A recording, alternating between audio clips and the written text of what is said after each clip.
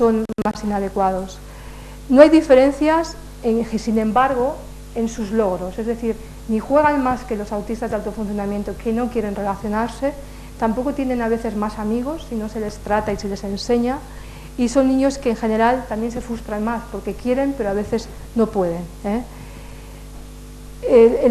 Gasudin, en un estudio que ha hecho actualmente, que yo pienso que es un estudio interesante, lo que ha visto es que alrededor de un 79% de los niños con síndrome de Asperger, ellos realmente cumplían los criterios de Lorna Wynne de que eran sociables pero extraños, mientras solo un 7% del autismo de alto funcionamiento tenían esta característica social de que eran sociales pero extraños, y el autismo de alto funcionamiento un 82% eran retirados y pasivos, es decir, que sí que puede ser una característica diferencial importante para diferenciar lo que es un grupo del otro. ¿Cuál es la diferencia a nivel entre autismo de alto funcionamiento y Asperger en lo que es la comunicación tanto expresiva como no verbal? Pues un poco ya hemos dicho, no retraso en el comienzo del lenguaje. El área de alteraciones cualitativas, inversiones pronominales, alteraciones gramaticales, en general se están incluyendo como características posibles dentro del Asperger, pero suelen ser menos frecuentes de lo que es el autismo de alto funcionamiento. La alteración de la entonación y el habla pedante, que es mucho menos frecuente en el autismo de alto funcionamiento.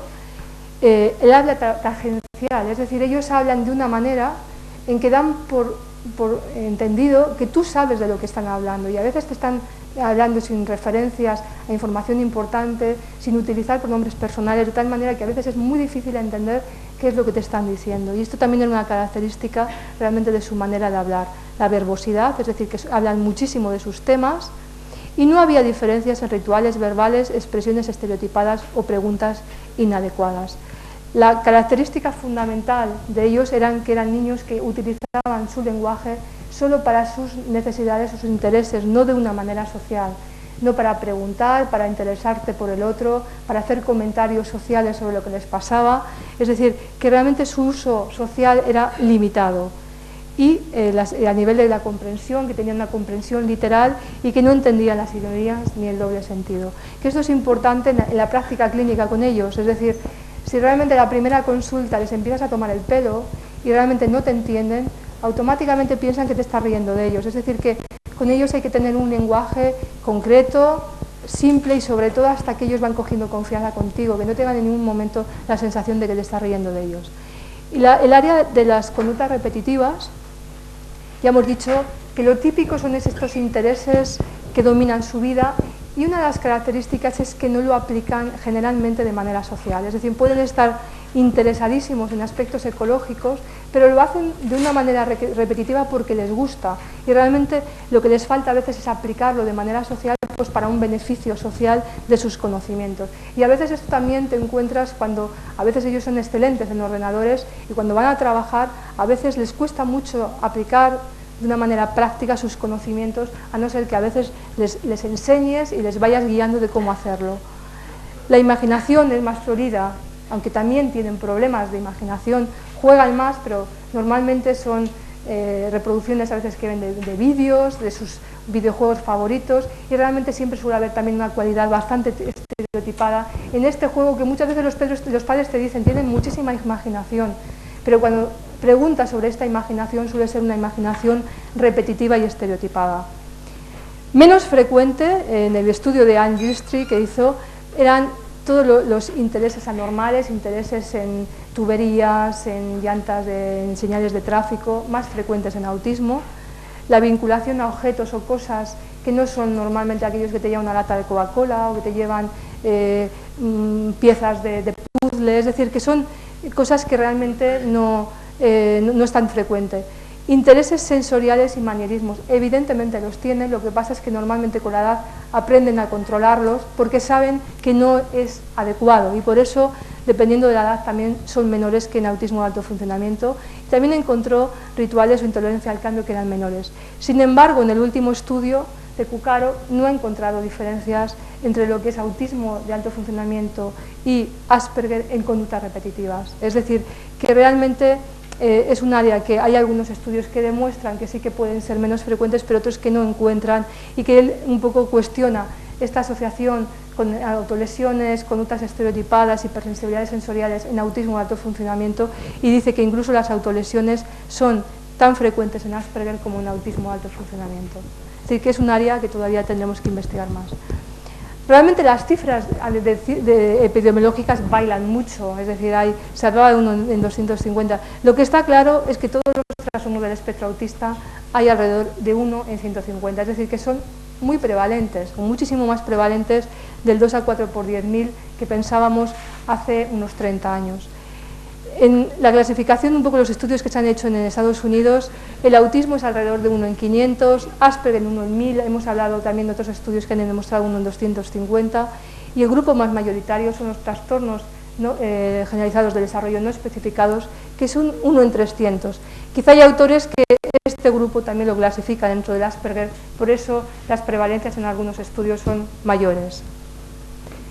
Es decir, ¿cuál es el problema conceptual respecto al síndrome de Asperger? Pues si es una forma leve del autismo, es decir, que tiene menos síntomas que el autismo, o realmente son trastornos que aparte de los síntomas, desde que marca la definición, las asociaciones con comorbilidad, con trastornos neurobiológicos, etiología y pronóstico es diferente. No está clara cuál es la asociación del síndrome de Asperger con el trastorno del aprendizaje no verbal.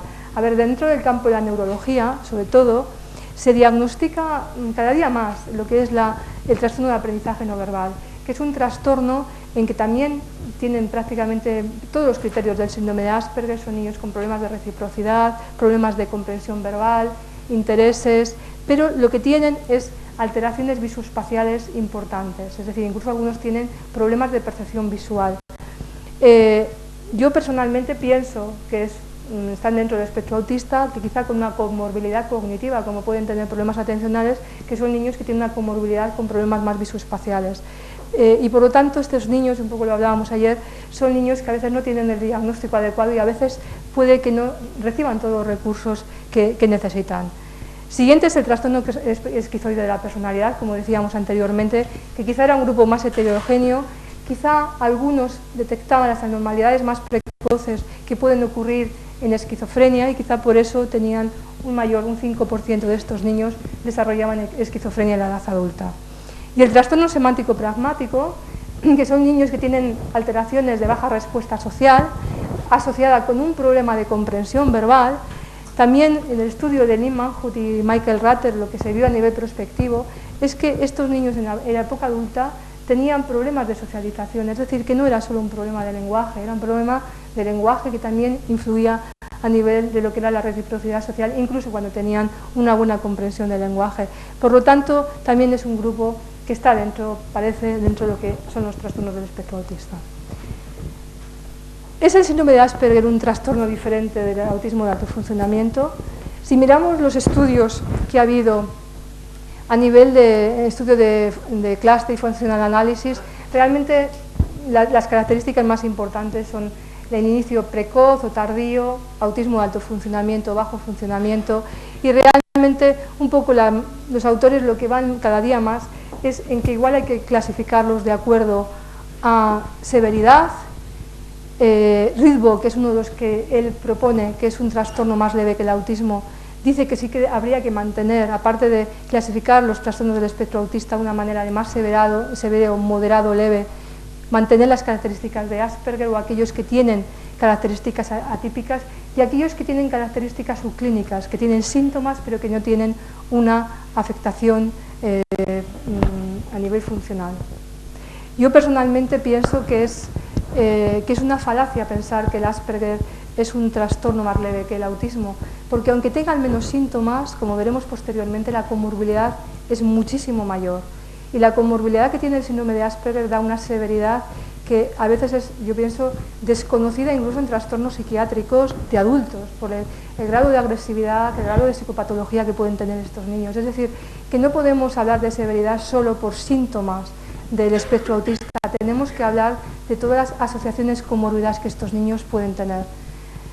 Es decir, que realmente no está claro, y si vemos un poco cuáles son las diferencias que existen entre los estudios que se han realizado entre autismo, alto funcionamiento y síndrome de Asperger, quizá Amy Klein fue el que realmente un poco apoyó en que el grupo con Asperger tenían déficits visoespaciales, pero que los últimos estudios no se han demostrado. Es decir, que lo que está claro, porque tienen mejor capacidad de desarrollo del lenguaje, tienen mejor capacidad verbal, pero no quiere decir que tengan un déficit visoespacial. A nivel de la cognición social, uno de los aspectos que vemos es que muchos de ellos pasan todas las pruebas de Francesca Jappé, etcétera, de teoría de mente. Pero lo que se ve es que no quiere decir que solo un 10% de estos chavales que pasan las pruebas de teoría de mente lo aplican luego a nivel de la vida real, es decir, que realmente ellos tienen problemas posteriormente de interacción social, porque de hecho ellos lo que hacen es de una manera intelectual, por su mejor capacidad verbal, ellos desarrollan otros procesos para superar este tipo de pruebas, pero que luego no se aplica a lo que es la práctica normal del día a día. Y hay estudios en que se han hecho eliminando todo lo que son procesos verbales y realmente con figuras geométricas y haciendo pruebas de teoría de mente, y en estos casos no se han encontrado diferencias entre lo que es autismo de alto funcionamiento y Asperger. Es decir, que a nivel de cognición social y a nivel de aplicación práctica pues están igualmente afectados.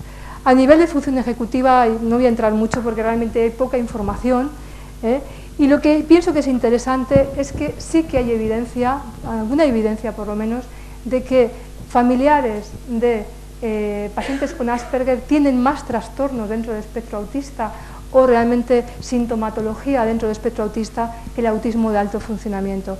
¿Y por qué es esto? Pues evidentemente si son más prosociales también buscarán más parejas, se casarán más.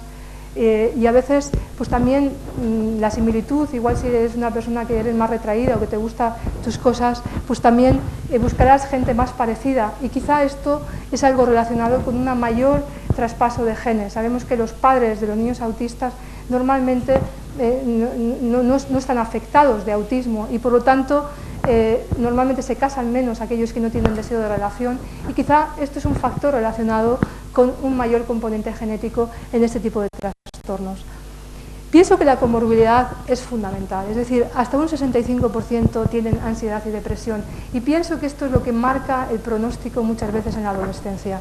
Chavales que han funcionado muy bien, que llevan incluso un buen rendimiento escolar, el estrés de estar todo el día dentro de un ámbito social en que a ellos les cuesta entender, realmente la conciencia de que algo les pasa, que son diferentes, provocan cuadros de ansiedad y depresión que además, como no lo comunican, como no tienen buena identificación de sus emociones, como tienen poca expresión facial, es muy difícil de identificarlo, y a veces lo que ves es que se vuelven más irritables, más agresivos, que igual todavía se retiran más, y que estos niños muchas veces no reciben el tratamiento adecuado. Es decir, que ante un empeoramiento, en un momento de estrés, de un cuadro de síndrome de Asperger, siempre hay que pensar que puede tener un trastorno emocional. La sintomatología de TDAH, las cifras también bailan alrededor de un 20 a un 60% que tienen sintomatología de TDAH. Algunos son movidos, algunos son impulsivos, sobre todo aquellos que son impulsivos y rígidos pueden ser muy agresivos, y sobre todo lo que vemos es que son chavales que tienen problemas de flexibilidad atencional, se quedan enganchados a determinado tipo de estímulo. El Tourette es otro de los trastornos que muchas veces no se reconoce porque es difícil identificar lo que es un tic de lo que es un manierismo, y realmente el Tourette tiene compulsiones importantes. Nosotros en el hospital de día nuestro hemos tenido varios casos de Tourette de una agresividad y de una desinhibición importantísima, y es importante realmente tener un tratamiento farmacológico adecuado, es decir, identificar lo que es un manierismo, de lo que es un tic, de lo que es un tic fónico, de lo que son rituales propios del Tourette y lo que son las conductas repetitivas de lo que es el síndrome de Asperger. Síntomas psicóticos. Durante mucho tiempo se negó que había sintomatología psicótica en síndrome de Asperger, y realmente hay alteraciones del pensamiento, es decir, hay alteraciones del pensamiento cognitivo, y sobre todo lo que suele haber es interpretación muy autorreferencial, incluso llegando a contenido psicótico, porque realmente cuando no saben lo que otro piensa, a veces atribuyen pensamientos autorreferenciales por su egocentrismo. Es decir, que no excluye, a ver, lo que está claro es que no suele haber alucinaciones, son rarísimas, pero sí que puede haber alteraciones del pensamiento, alteraciones referenciales, y la característica es que responden antipsicóticos a dosis bajísimas, es decir, que a veces se le trata con antipsicóticos a grandes cantidades, provocando muchísimos efectos secundarios. Los trastornos de conducta tan frecuentes en pequeños, sería importante diferenciarlo de que es un problema de negativismo de lo que es un problema de síndrome de Asperger. Y un poco lo que hemos visto a nivel de la relación de Asperger y esquizofrenia, en que realmente no hay la más mínima evidencia de que haya ningún nexo de conexión. Bueno, y un poco para finalizar, porque quería pasar algunos vídeos, no me quiero... Este es un caso, nosotros tenemos ahora un proyecto a nivel comunitario de 20 unidades educativas en lo que es a nivel educacional. Hemos tenido una gran colaboración con la Inspección de Educación, con los psicólogos escolares, y entonces tenemos en nuestro área del Vallés 20 unidades que son 4 niños dentro del espectro autista. Vemos que la gran evolución normalmente son aquellos que tienen autismo, alto funcionamiento y Asperger, donde tienen 2 profesores, un profesor de educación especial y un auxiliar, donde están las 8 horas trabajando con ellos y realmente incorporarles. Y una de las cosas que nosotros somos muy críticos, porque hay una tendencia a poner profesionales con estos niños no formados, y esto no funciona.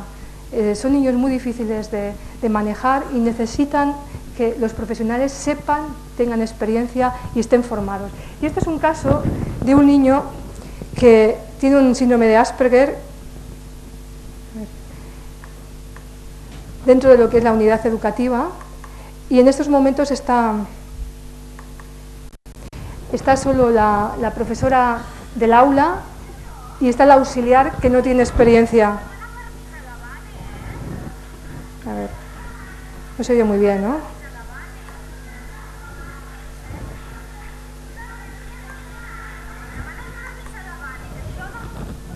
¿Se oye? A ver, os explicaré. Este es el niño que tiene un síndrome de Asperger, que está dentro del aula ordinaria, y le ha dicho que tiene que escribir con un lápiz, ¿eh? Y entonces está Marta, que es nuestra psicóloga, haciendo modelaje de cómo tienen que abordarlo. Entonces, ahí empieza un poco la lucha, ahí va por el rotulador, y esto es un poco el negativismo que suelen presentar en lo que es a nivel preescolar. Le dicen que deje el rotulador y él se va a otro sitio a buscar los rotuladores, ¿no?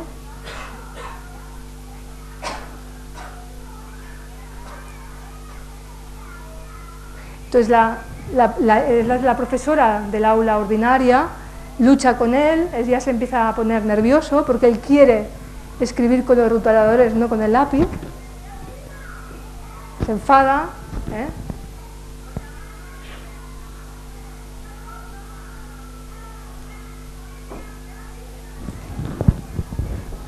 Bueno, y esto es un poco el ejemplo porque evidentemente termina teniendo una gran rabieta dentro de clase, ¿no? Es decir, evidentemente esto habría que haberlo parado muchísimo antes, es decir, no darle este tiempo donde él se va excitando, se va poniendo más nervioso, y la firmeza, realmente la formación de alguien que sabe cómo parar este tipo de situaciones, pues previene que estos a veces los grandes problemas que tienen las profesoras de educación ordinaria, con niños que de repente se ponen muy desafiantes, van subiéndose y al final terminan con una gran rabieta, ¿no? Este es un caso en que es un adolescente que se está trabajando, tiene intereses en Pokémon y se está haciendo una historia social para cambiar lo que es, están hablando de los Pokémon, ¿eh? Y le dice Noemí que ha creado una asociación de Pokémon, ¿eh?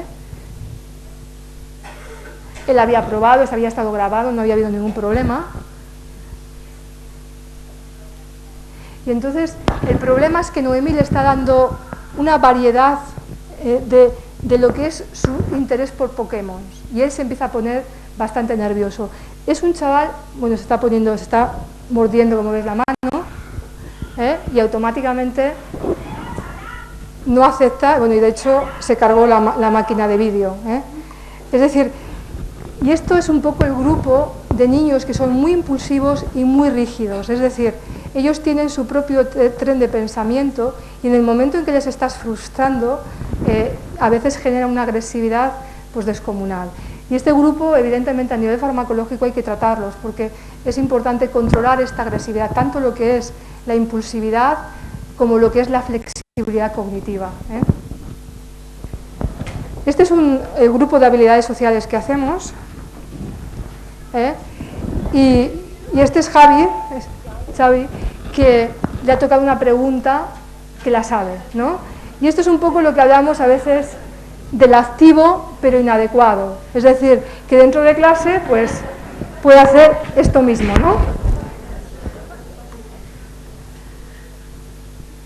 Estos son rasgos que a veces cuando hablamos de problemas de aprendizaje siempre pensamos desde lados, es la primera prueba de lados, que es el hacer, nada, es una figura que es como un arbolito súper fácil. Y claro, a veces cuando hablamos de problemas de aprendizaje, aparte de los problemas que pueden tener de abstracción, de atención, tampoco pensamos en el perfeccionismo. Él es terriblemente perfeccionista, es decir, solo tiene que poner 4 piezas que se pueden poner en un instante. La prueba, de hecho, es que el entrevistador se guarda unas piezas y para ver cómo te pide las piezas, es decir, mirar la coordinación visoespacial, ¿no? Y como veis, él está muchísimo mirando con precisión y claro, estos niños se eternizan dentro de lo que es el ámbito escolar, es decir, que su perfeccionismo puede hacerle que no acaben tareas y que a veces también se confunden con lo que son los problemas de atención. Él sigue, hasta que Noemí le dice que si realmente le interesaba hacer las cosas muy bien, ¿no? Y él dice que sí. Pero bueno, sigue muchísimo tiempo haciendo, pues eso, poniendo 4 piezas juntas. Este es un poco el perfeccionismo también de Gilles de Tein, que fue un dibujante con síndrome de Asperger, donde vemos también la atención al detalle del perfeccionismo en sus dibujos. Esto es dentro del grupo de habilidades sociales. Este es un juego que desarrolló uno de nuestros máster, que es todo dirigido a lo que es la comprensión literal. Y le dicen que alguien se cayó y que vio las estrellas, ¿no? Todos estos estaban haciendo tercero de eso, son chavales con una excelente capacidad y de hecho además tienen un buen rendimiento ellos. Y ninguno supo lo que era ver las estrellas, es decir, que se quedaron totalmente mudos, ¿no? Es decir, que realmente a veces equivocan muchísimo. Este no lo voy a pasar porque de hecho no se oye bien. Este es un niño con síndrome de Asperger de 5 años, que sí lo voy a poner para que lo veáis un poco. Tiene una excelente habilidad verbal. Es un crío que a los 2 años descubrió la norma oculta del calendario, y realmente observando el calendario se dio cuenta que si tu cumpleaños es el 24 de abril y cae en martes y no es bisiesto al año siguiente será miércoles, ¿no? Y la madre me dijo que se había aprendido de memoria el calendario y no era esto, descubrió la norma oculta del calendario. Él, como veis, tiene grandes manierismos y yo le pregunto que a ver si él tiene amigos y me dice que no, que él no tiene amigos, que cuando ve niños empieza a correr, porque él tiene un instinto y su instinto es que él no quiere tener amigos, que no le gustan los niños, que solo le gustan los adultos. Y lo describió así, que pienso que es fabuloso, tiene 5 años aquí, porque tiene una excelente capacidad verbal este niño, pero tenía muchos problemas visoespaciales, no sabía hacer este sí que tenía una gran diferencia visoespacial, y el EAP hizo una labor maravillosa con él, hacer un rotatorio de refuerzo, y realmente fue, bueno, es un chaval que ahora está muy bien, ya es adolescente. Y esto es, dentro del grupo de habilidades sociales, se utiliza mucho Mr. Bean, y es una situación donde Mr. Bean va a un examen con la pantera rosa, con su despertador, y el otro evidentemente pues está poniendo una cara de que le está molestando, ¿no? Y entonces dentro del grupo se les pregunta a ver qué es lo que está pensando, es una teoría, un poco de la teoría de pensamiento de segundo orden, qué es lo que está pensando el de al lado de lo que está haciendo Mr. Bean, ¿no? Y la verdad es que tienen muchas dificultades, pero además lo bueno de todos es que cuando se está grabando el vídeo, todos dicen, mira qué bien Mr. Bean va con sus animales favoritos al examen, ¿no? Es decir, que le entienden perfectamente, es decir, él se lleva las cosas que le gustan, independiente de que realmente eran personas que los de al lado, pues, que lo que podían pensar, Y esta es otra de las, dentro del grupo, Pera, es un momento en que están jugando con las cartas, que a veces trabajando con ellos también te das cuenta de cosas, de que te das cuenta de lo difícil que puede ser su vida. Está jugando con las cartas, y Noemí está trabajando aquí, de dónde viene la mirada de los compañeros. Él no tiene ni idea, es decir, él no sabe cómo le pueden ver las cartas, ¿eh? Y esto, ya os digo, son chavales listos, que están, y realmente te das cuenta que ellos no solo es que no miran bien a las caras, ni miran bien a los ojos, sino que tampoco ellos saben discriminar cómo les miran, ¿eh? Un poco para terminar, ¿eh? Es decir, no existe una evidencia definitiva sobre si autismo y Asperger son categorías diferentes. Evidentemente la evidencia nos señala que son más parecidas, pero tenemos diferencias en comorbilidad, tenemos diferencias quizá en alteraciones en la cualidad social e incluso en factores genéticos. Los estudios clínicos actuales han tenido muchísimas deficiencias, de tal manera que nos resulta muy difícil realmente sacar conclusiones. Yo pienso que es importante hacer estudios poblacionales, no sabemos nada, sabemos los que nos vienen a las consultas, que muchas veces son más graves, tampoco sabemos si hay casos de síndrome de Asperger a nivel poblacional que realmente por su inteligencia, sus capacidades de adaptación, se adaptan bien al futuro. Y pienso que es fundamental realmente ver estudios pronósticos dentro de lo que es a nivel también más poblacional. Es importante, desde mi punto de vista, mantener el diagnóstico de síndrome de Asperger, porque realmente son niños mucho más prosociales, sufren muchísimo más, de ahí que la comorbilidad sea muchísimo mayor. Las intervenciones que estamos viendo son mucho más efectivas, es decir, es muy diferente trabajar con un niño que no quiere relacionarse a un niño que quiere pero no sabe cómo. La relación con el terapeuta es muy diferente, los grupos son mucho más efectivos, porque lo que estamos viendo es que si no quieren relacionarse, los grupos no terminan de ser efectivos, y que pienso también que estos niños están sujetos al estrés de una manera continuada, y nosotros, aunque sea una vez al mes a nivel grupal,